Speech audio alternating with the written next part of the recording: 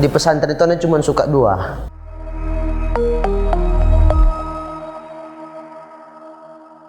Bismillahirrahmanirrahim. Assalamualaikum warahmatullahi wabarakatuh.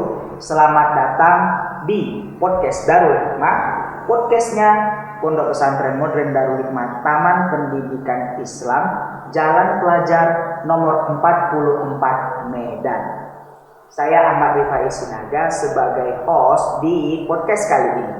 Sebelumnya, Pondok Pesantren Modern Darul Hikmah Taman Pendidikan Islam sedang membuka pendaftaran santri baru tahun ajaran 2023-2024. Untuk bisa mengunjungi pendaftaran secara online, sebelumnya bisa melalui situs resmi pondok pesantren yaitu www.darulhikmahtpi.com atau mengunjungi sosial media Pondok Pesantren Modern Darul Hikmah, Instagram atau Facebooknya.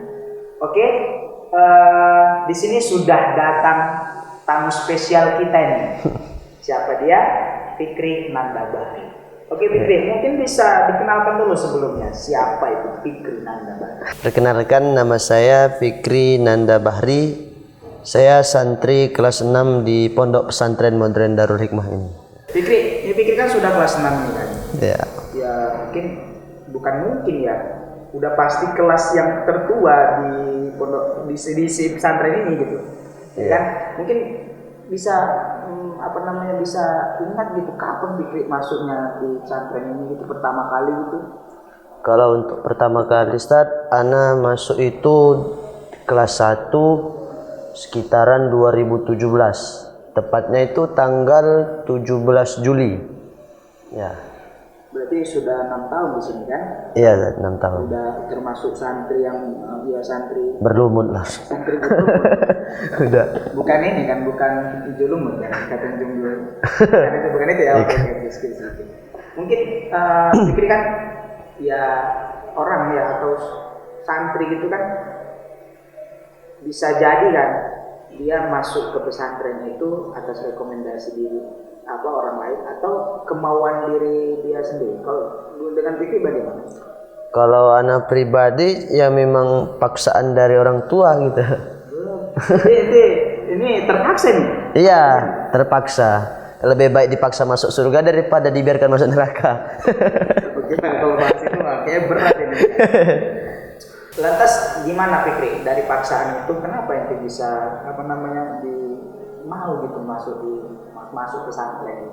Karena pesantren kan ya mungkin ya anggapan orang sekarang ini kan yang terbelakang, jauh dari teknologi karena kan kita nggak boleh pegang HP, elektronik dan lain sebagainya. Tanggapan ana sih itu semua biasa aja gitu. Kan nggak selamanya kita nggak megang HP. Buktinya kalau orang tua datang bisa minjem HP, main gitu.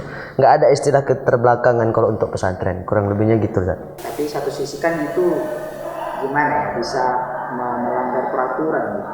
Karena kita tidak konsisten dengan apa yang sudah dibuat oleh pesantren gitu. Kayak contohnya tadi yang Fikri bilang kalau mudik bisa main HP gitu. Gimana itu? Kalaupun memang nggak bisa main HP, kita cari aja kegiatan yang bisa membuat kita itu lupa dengan HP saat itu. Banyak kegiatan di pesantren itu. Contohnya ekstrakurikuler seperti pramuka, atau muhadoroh. Banyak lagi lah yang lainnya, olahraga seperti silat, main futsal. Nah, kurang lebih seperti itu. Dari ekstrakurikuler itu ya, menurut Fikri mana nih ekstrakurikuler yang sampai sekarang ini masih begitu melekat atau gimana ya? Paling disukai lah. Kalau untuk ekstrakurikuler itu di pesantren itu cuma suka dua. Apa itu? Pramuka sama muhadoroh. Alasannya memilih dua itu? Karena itu ekstrakurikuler penuh refreshing otak gitu. Ya, itu kan kalau pramuka. Kalau di muhadoroh gimana? Kalau di muhadorohnya sendiri ya memang untuk melatih public speaking karena Ana memang suka berbicara gitu, suka berpidato gitu. Lakop itu di pesantren agak aneh. Kalau boleh tahu apa lakopnya di pesantren? Cike. Apa Cike? CK. CK sampai sekarang nih jujur ini anak nggak tahu nih CK itu apa kepanjangan. Saya coba untuk mau menyangkut menebak-nebak gitu. CK itu C-nya apa gitu sampai sekarang belum dapat. Kalau boleh Karena- tahu apa itu C-nya itu apa itu? Dulu Ana itu kalau cerita gitu kan, nggak ada orang yang percaya kan. Alah kau ini bongak kau aja gitu. Tapi pas Ana bilang kayak gitu, akhirnya baru percaya. Selama ini orang bilang itu, alah kau banyak CK kau aja, konyol aja cerita kau udah kejadian baru orang percaya. Jadi C-nya itu Cerita cerita. kayak konyol. Oke lah, balik lagi tadi di ekstrakurikuler ya mungkin ya. Iya. Fikri, tadi kan ada dua nih ekstrakurikuler pramuka dan Mohadoro. Iya. Nah kalau di Mohadoronya tadi kan mungkin karena alasannya suka bicara, suka ngomong gitu kan, masih dilakukan cerita konyol. Nah dengar ini informasi yang terakhir dan katanya nih Fikri sebentar lagi akan berangkat utusan dari Sumatera Utara ya mewakili Sumatera Utara dan juga pondok pesantren untuk berangkat di ajang nasional. Itu kalau boleh tahu ajang apa itu Fikri? Ajang Pekan Olahraga dan Seni Santri, Zat.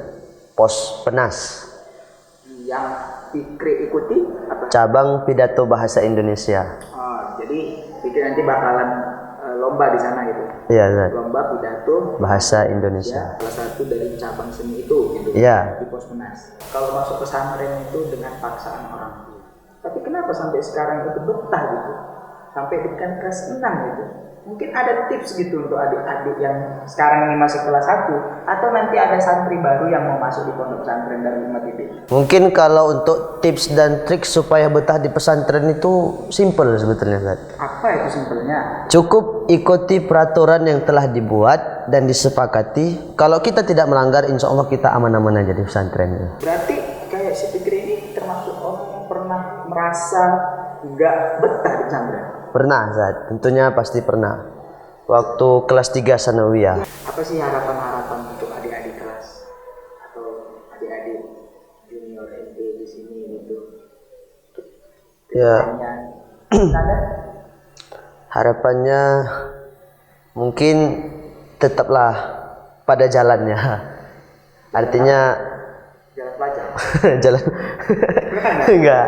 Maksudnya ya tetaplah pada kodratnya gitu. Misalnya kalau misalnya kita santri, letakkanlah diri kita sebagai santri, mengikuti peraturan yang dibuat sama abang-abangan kelasnya juga untuk kemaslahatan kita bersama. Itu intinya saudara. Sudah berarti sesuai lah apa namanya berjalan pada jalannya adalah Ya. itu aja gitu. Ya, artinya kalau dia di pesantren itu mengikuti peraturan, pasti dia nggak ada masalah, gundah di dalam hatinya gitu, nggak ada risau, cemas atau lain sebagainya. Karena kan kita yang membuat diri kita nggak betah, kita buat banyak masalah gitu, kayak contohnya cabut, kita takut ketahuan, terakhir kayak mana gini, hati itu rasanya nggak tenang gitu di pesantren. Itu yang membuatkan salah satunya kita itu nggak betah di pesantren. Berarti kan kembali ke diri kita lagi. Iya, kembali ke diri kita. Bagaimana kita bisa mengatur diri kita, karena kan kita juga yang punya kendali kan. Iya. Mungkin itu aja, Fikri. Oke lah. Mungkin itu. Kita tutup sesi sharing di podcast Darul Hikmah DT ini. Semoga video ini bermanfaat dan jangan lupa share dan juga subscribe channel Pondok Pesantren Modern Darul Hikmah Taman Pendidikan Islam. Wabil akhir, assalamualaikum warahmatullahi wabarakatuh.